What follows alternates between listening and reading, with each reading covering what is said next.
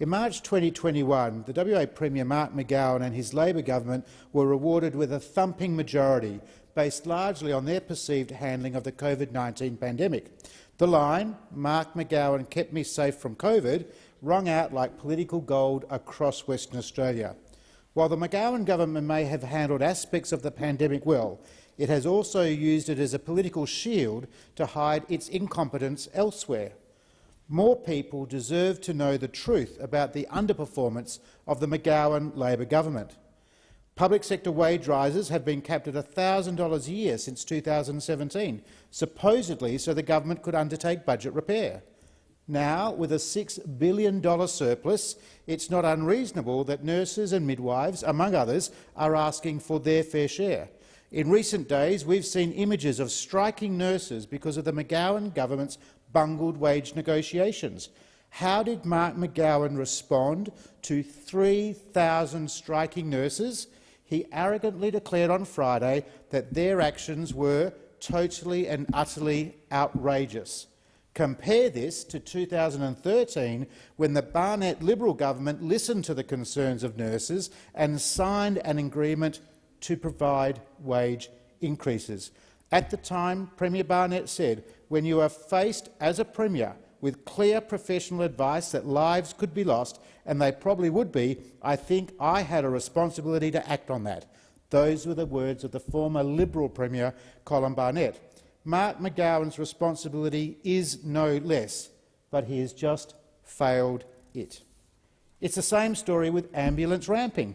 Under McGowan and his now Health Minister Amber Jade Sanderson, ambulances in Western Australia have spent more than 54,000 hours ramped outside state hospitals this year, a dramatic increase from just 25,902 hours in 2021.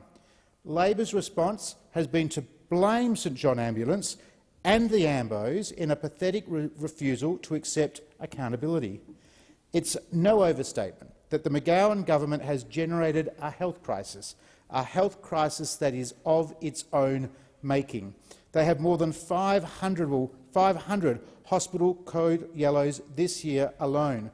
The worst impacted was Sir Charles Gardner Hospital, which went into code yellow 144 times in 2021-22, an average of once every 2.5 days.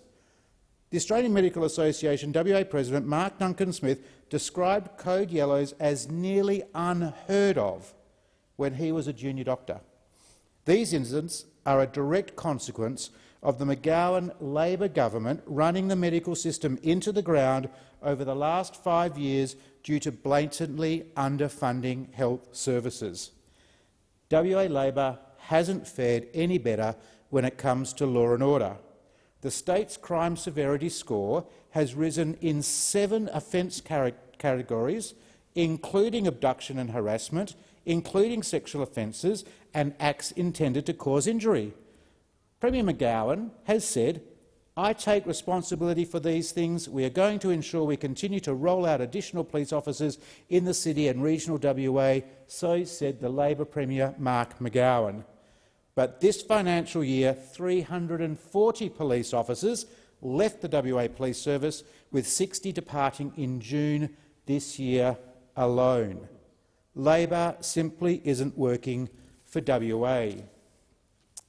And the Premier has also made a hash of WA's transition to renewables. Power outages have become a regular part of WA life. Energy Minister Bill Johnson, or Blackout Bill as he's known in Western Australia, is begging West Australians via text not to use energy after a series of outages last summer. Excuse me, Senator Smith. Senator Farrell on a point of order. I know Minister Johnson. He's a very, very fine fellow. And I'd request that, in accordance with the traditions in this Senate, that Senator Smith describe him by his correct title, which is Minister Johnson. Thank you, Senator Farrell. Senator Smith, if you could refer to people by their correct title. Thank you. Thank you, Mr Acting Deputy President. I know Mr Bill Johnson very well as well.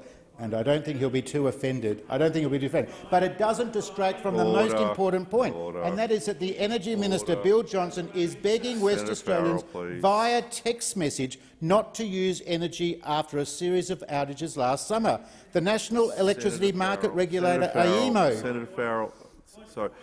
I did request that, in accordance with the great— this bloke claims to be a traditionalist. If you could direct your comments through the chair, please, Senator Farrell.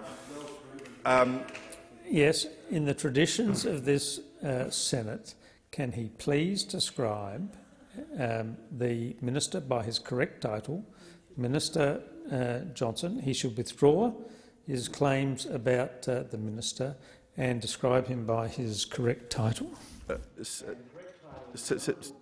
Senator Smith. Gee. Thank you. Thank you very much, Senator Farrell. Thank you. And I take it as a compliment to be regarded as a traditionalist in this Senate, so thank you very, very much. So what is the McGowan government's scorecard? Health, fail. Law and order, fail. Energy, fail. Forestry, fail. And WA Labor isn't working for West Australians. Thank you, Senator Smith. Senator Faruqi.